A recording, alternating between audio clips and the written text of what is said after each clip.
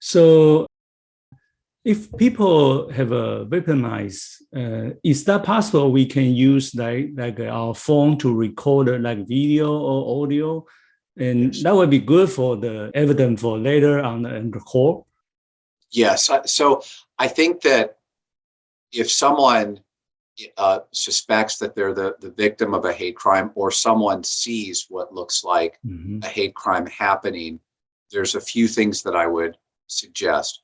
One, if you are a witness and you see someone yelling and screaming at someone and calling them dirty and racist names, if you think it's safe, one thing I would suggest is simply to stand next to the victim.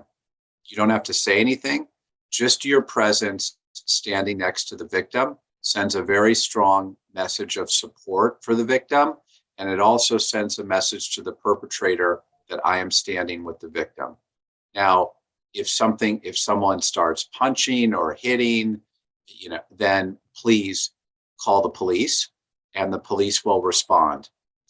One of the things about hate crimes is they are very underreported.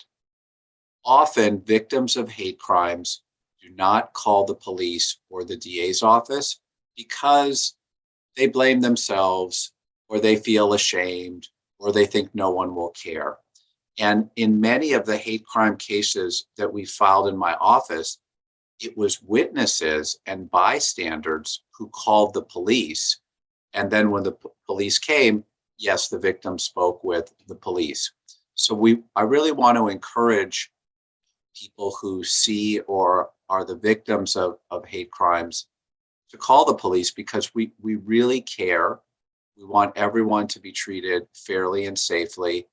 And we know that what starts with words, with hateful words, can then escalate to physical violence. And so we want to stop these things early.